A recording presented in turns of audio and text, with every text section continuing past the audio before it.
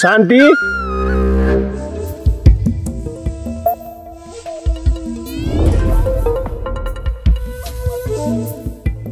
के गरी कि झन् तिमीलाई मैले अस्ति नि भने हैन जंगलमा घाँस दाउरा नकाट जरिमानामा परौली भनेर।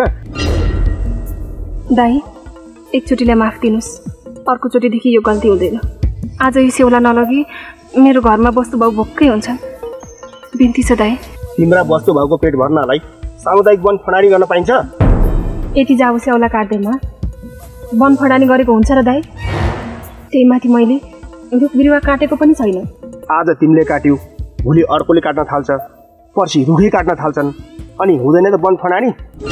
ल आज पहिलाचोटि हो, त्यही भएर 100 रुपियाँ मात्रै जरिमाना लाग्छ। त्यसो नभन्नुहोस् न दाइ, 100 रुपियाँ तिर्न मलाई गाह्रो पर्छ। एकचोटिलाई माफ दिनुहोस् न।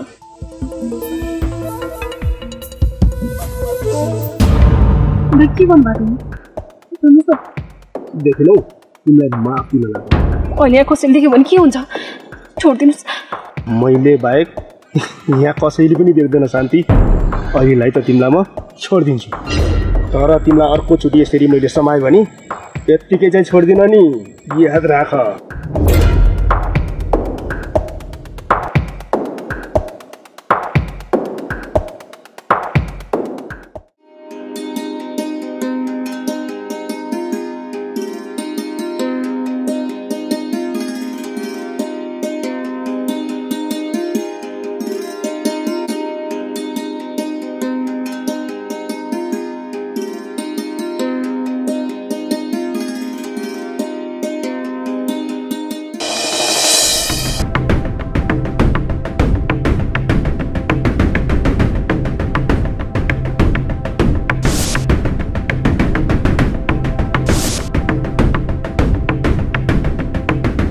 मेरो बाटो किन छेकिस? छोड। छोड्नलाई तेरो बाटो छेकेको होइन अर्के। के गर्नलाई छेक्या होस् त? तेरो अर्को खुट्टा पनि भाँच्नलाई अर्के। लट्ठी हो र मेरो खुट्टा तैँले भाँचेर भाँचिनलाई? लट्ठी हो कि के हो? तँ त तेरो खुट्टा मैले भाँचेपछि मात्रै थाहा पाउँछस्। आज तँलाई बचाउन त्यो आमफुले पनि छैन। कसले बचाउँछ भन् त?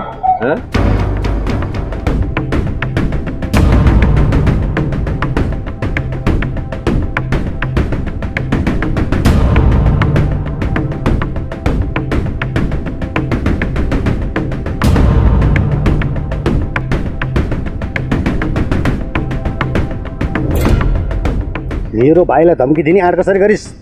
आज उपरान्त मेरो भाइलाई हेरिस् मात्र भने पनि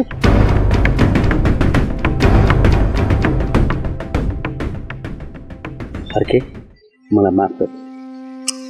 के गर्नु भएको दाइ? दाइ भएर पनि भाइले हात जोड्छन् त? कहिलेकाहीँ भाइले यस्तो काम गरिदिँदो रहेछ कि दाइभन्दा धेरै महान हुँदो रहेछ। मान्छे उमेरले होइन, बुद्धि र कर्मले ठुलो हुँदो रहेछ भाइ। दाइ के भन्नुभएको यस्तो? मैले त केही पनि बुझिनँ नि। त्यो दिन तैँले हाम्रो छोरीको बारेमा भन्दा उल्टै तँलाई गाली गरेर पठाएँ। त्यो दिन तेरो कुरा सुनिदिएको भए आज यो अवस्था आउने थिएन होला भाइ। दाइ जे हुनु भइहाल्यो, पिर नगर्नुहोस्, हुन्दिनुहोस्। कर्ममै यस्तै लेखेर छ भनेर चित्त बुझाउनुहोस्।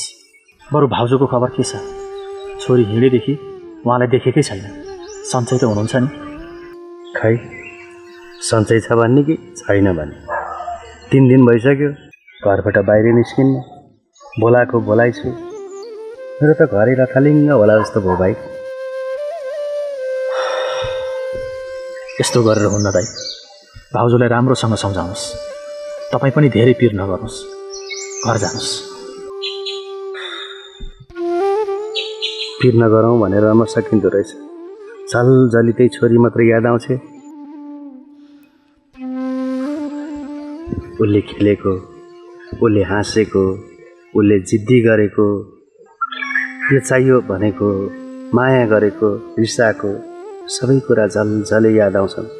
अनि कसरी बिर्सन्?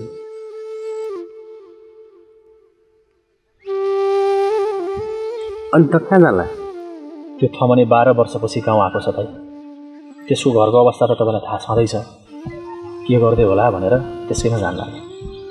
म त्यसको घरमै गएको थिएँ, धेरै रोयो। तेरो घरको अवस्था यस्तै छ बाबु, हिँड मेरो घर जाउँ भने मानेन।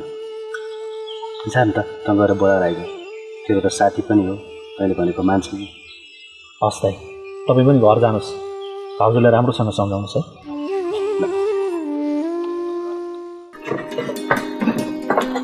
शान्ति यो मेरो साथी थमन नमस्ते भाउजू नमस्ते बाबु आउनुहोस् न बस्नुहोस् बाबु जाऊ आइज ल छोरी जाऊ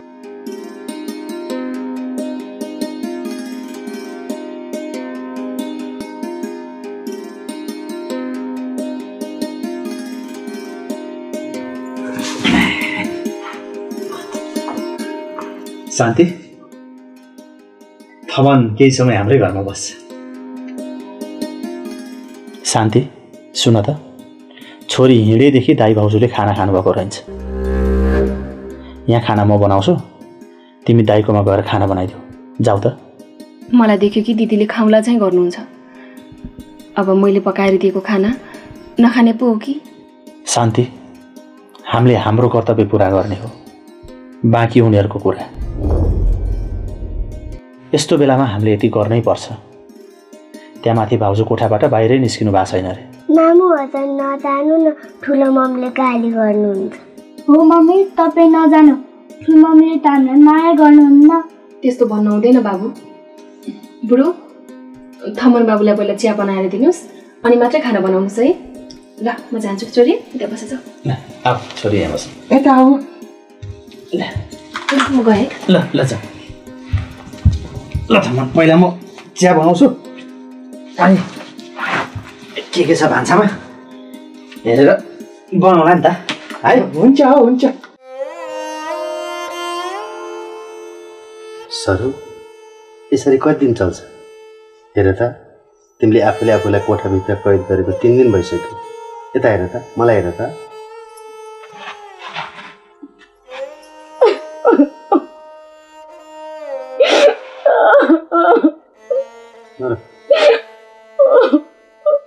रोएर के हुन्छ भन त मलाई मेरो छोरी जसरी ल्याइदिनु म छोरी बिना कसरी बाँचु बुढो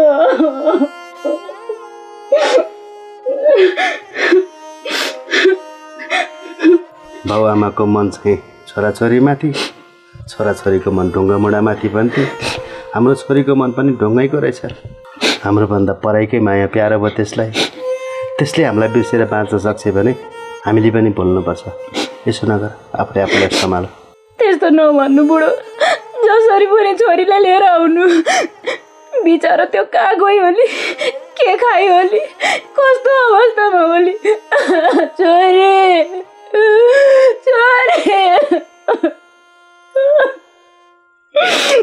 आमाको मन त हो आफूले 3 दिनदेखि अन्नको गिडो मुखमा हालेकी छैन पीर चाहिँ भने छोरीले के खायो होली भन्ने छ दाइ दाइ दाइ तिमी बस्दै गर ल डाइरेक्ट परेछ मैले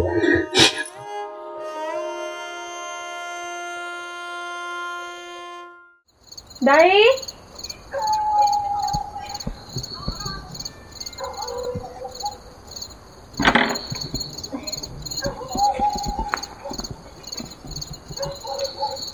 बुहारी तिमी यति बेला सबै ठिक छ नि हाम्रो त सबै ठिक छ दाइ हजुरहरूको ठिक छैन रे भन्ने थाहा पाएर आयो के भएर हाम्रो पनि ठिकै त छ नि झुट नबोल्नुहोस् दाइ हामीलाई राम्रोसँग थाहा छ दिदीले 3 दिनदेखि केही पनि खानु भएको छैन अनि हजुरले पनि केही पनि खानु भएको छैन त्यही भएर म यहाँ खाना बनाइदिन आएँ कि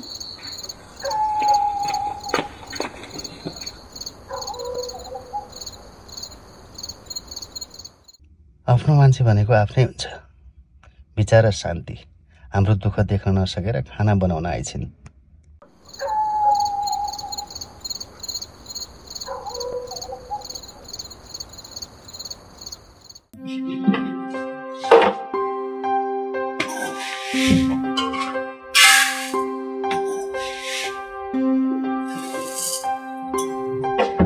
दाइ पिर नगर्नुहोस् जानुहोस् दिदीलाई पनि पिर नगर्नुहोस् भनेर भनिदिनुहोस् म खाना बनाउँछु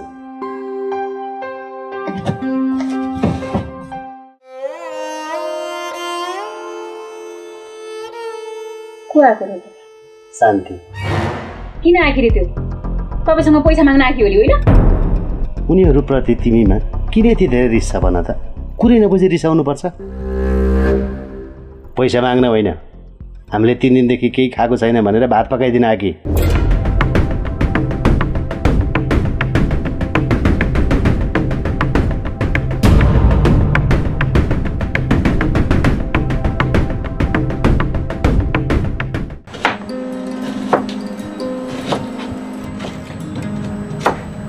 शान्ति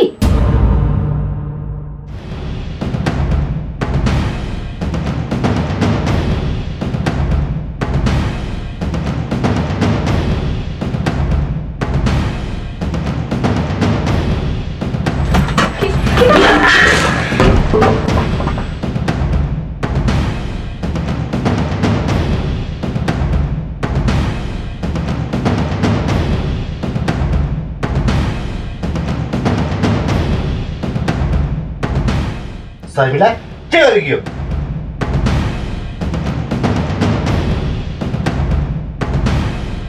के सोचेर यो यहाँ आकी ह यसलाई के लाग्छ यसले यहाँ आएर भात पकाइदियो भने हामी भोकै मर्छौँ होइन तिमी बौलायो कि क्या हो शान्ति हाम्रो दुःखमा साथ दिन आकी हो के गरे तिमीले यो हाम्रो दुःखमा साथ दिन होइन हाम्रो खिल्ली उडाउन आकी हो तेरी छोरी पहिलो गई भनेर यो हामीलाई गिज्याउन आकी हो कसले भन्यो तँलाई मेरो घरमा आएर भात पका भनेर मैले बोलाएको थिएँ खुरुक्क मेरो घरबाट गयो भनेको सुन्नुहोस्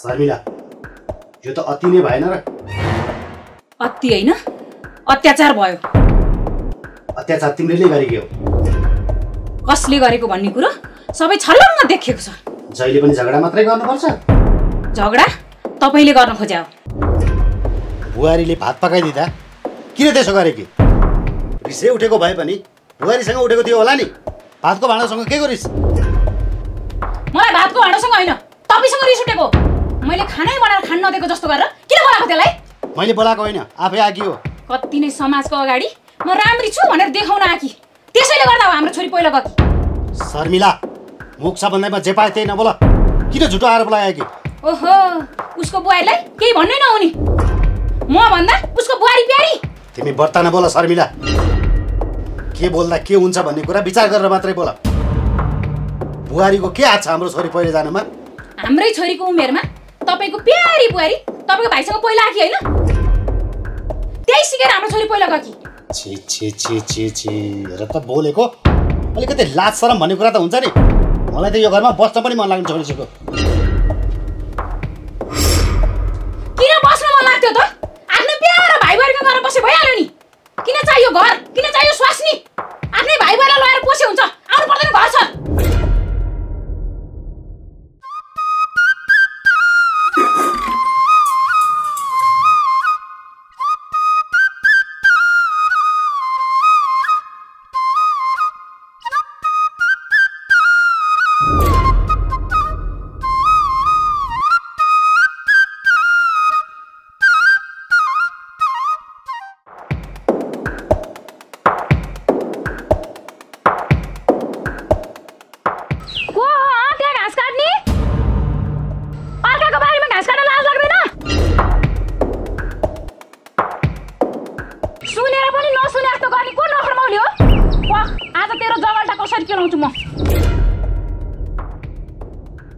कति नै उनको मात्रै बारी जस्तो हाम्रो पनि त बारी हो एक डोको घाँस काट्दाखेरि पनि के नै गरे यसरी कराउनु पर्ने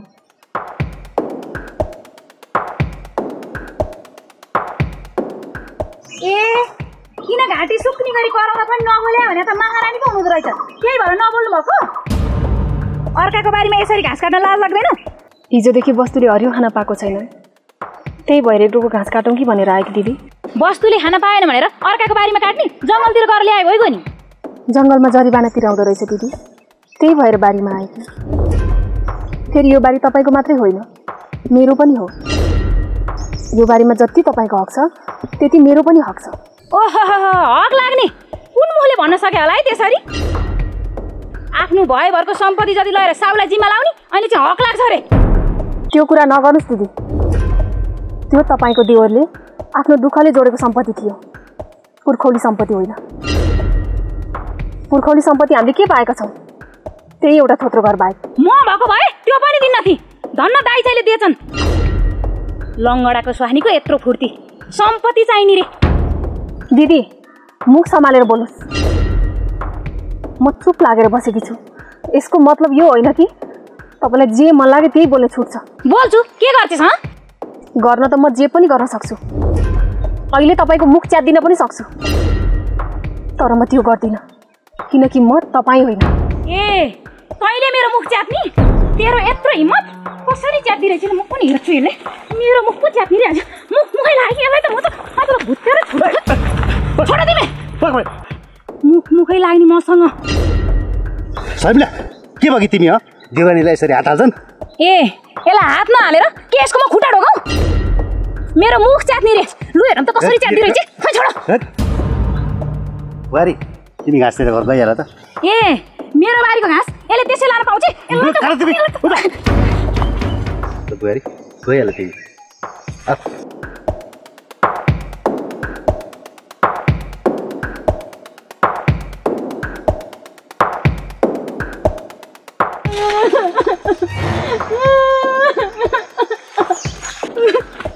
सरो कसरी लड्यो?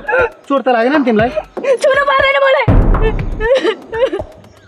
लडाउने बेला आफै फाल्दिएर लडाइदिने अनि अहिले चाहिँ कसरी लड्यो भनेर। सरी नि त कहाँ मैले जानी जानी लडाएको त। उठ अब। नछुनु मलाई। छुनी भए त्यही बुहारीलाई छुनु जानु न। त्यही बुहारीको कारणले गर्दा मलाई लडाएको होइन। ए भगवान् यस्तो दिन देख्नुभन्दा पहिला मलाई किन लगेन?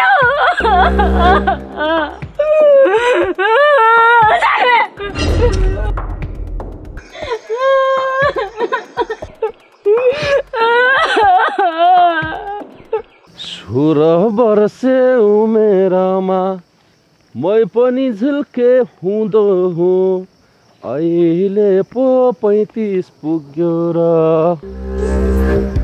35 पुगे पनि बुढो चाहिँ भइया छैन हो।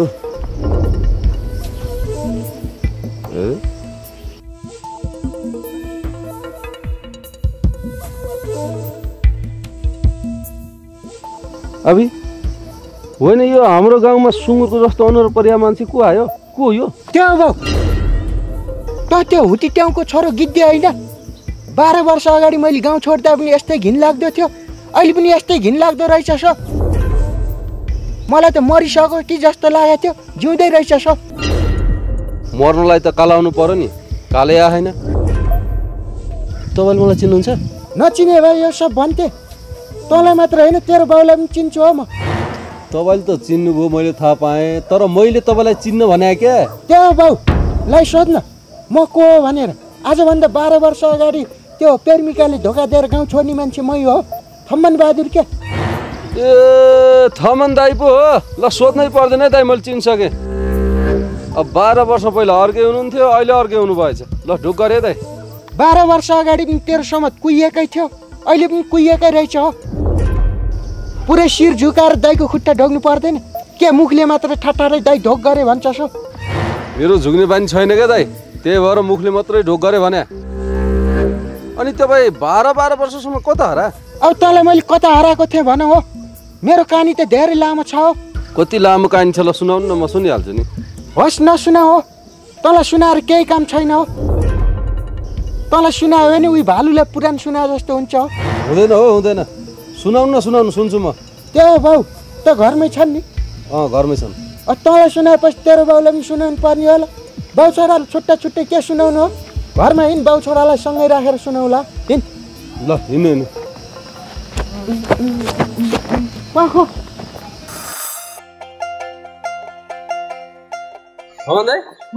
मेरो घर बिर्सिया त छैन नि? कहाँ त बिर्सिन्छु हो तेरो घर? म त कसैको घर बिर्सिया छैन, तेरो मात्रै हो र। लाग्छ चिप्लो।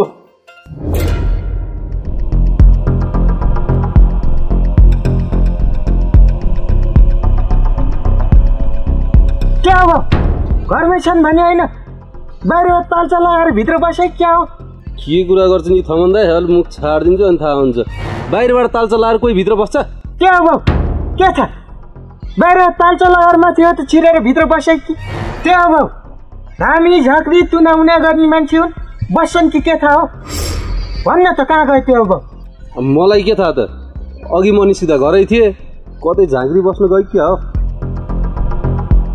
त्यो बाउ सँग 2-4 हजार कुरा गरेर यसो 2-4 हजार साबत मागौ कि भने बेपत्तै रहेछ न बुढा कहाँ चाहिँ गयो अब तिमी त भर्खर विदेशबाट आएको होइन विदेशबाट आएको मान्छेले पैसा साबुटी पो भन्छौ त कमाइ समय विदेशमा मिन्दु हो क्या दाजु त्यो बाउ र तँलाई सँगै सुनाउँछ बिन्दु कि मिन्दु भन्ने कुरा बरु तँसँग 2-3 हजार छ भने ले न सापत पछि तिरौँला मसित पैसा कहाँबाट हुनु बरु तिमीलाई पैसा किन चाहिएको भनेर मलाई भन्यो भने पैसा दिने मान्छेलाई चाहिँ म भेटाइदिन्छु त्यो बाउ तँलाई किन सुनाउनु पर्यो हो जसले पैसा साबत दिन्छ त्यसलाई सुनाउँछ बरु पैसा साबत दिने कहाँ लिएर हिँड्नु ल मेरो पछि ल बाउ चाहिन भने फेरि मुख छाडिदिन्छु मैले त्यो बाउ भन्न लागेन त्यो पछि लाग्ने मान्छे हो भन्ने ला अब मेरो पछाडि नलाग्ने भयो मेरो अगाडि लाउ नि त कसकोमा गएर पैसा माग्ने रहेछ मलाई पनि लिएर हिँड ल ल त्यही अहिले म पछि लागल परेर गदालाई नि बाउ भन्न पर्छ हो रहेछ हो जान्न म अहिले एक हानेर मल खातामा गएको थियो नि थाहा पाउँछ हिँड हो गदा चाहिँ नभन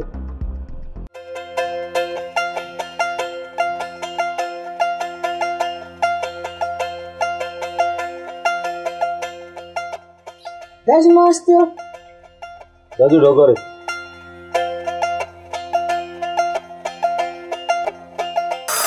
अब 12 वर्ष पहिला अर्कै हुनुहुन्थ्यो अहिले अर्कै हुनु भएछ ल ढुक गरे दाइ 12 वर्ष अगाडि पनि तेरो समत कुहिएकै थियो अहिले पनि कुहिएकै रहेछ हो पुरै शिर झुकाएर दाइको खुट्टा ढोग्नु पर्दैन के मुखले मात्र ठट्टारै दाइ ढोक गरे भन्छ सो मेरो झुक्ने बानी छैन क्या दाइ त्यही भएर मुखले मात्रै ढोक गरे भने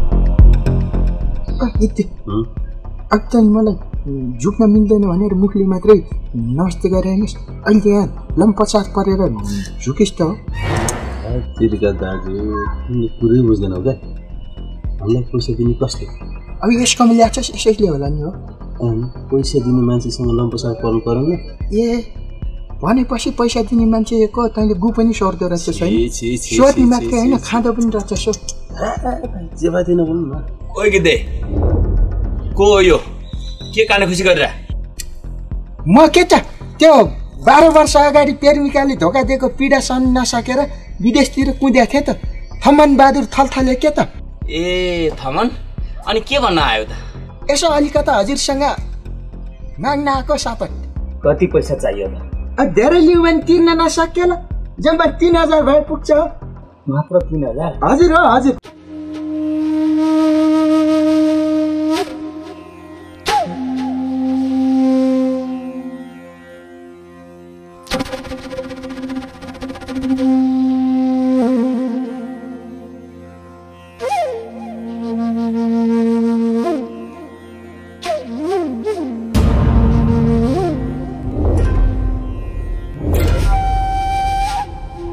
अझै रिस मरेको छैन भोक लाग्यो भात खान पाए हुन्थ्यो नि आज त पकायो होला नि स्वास्नी कुटेर भोक लाग्यो होला होइन होइन तिमीलाई मैले कतिखेर कुटियो धेरै नुन खोज है जोगेर भात बस्छ जसको लागि स्वास्नी कुटेको उसै काम गरेर खानु नि छैन मैले भात पकाएको यो स्वास्नी मान्छेको जातलाई त केही गरी पनि नसकिने आज पनि भोकै बस्नु पर्यो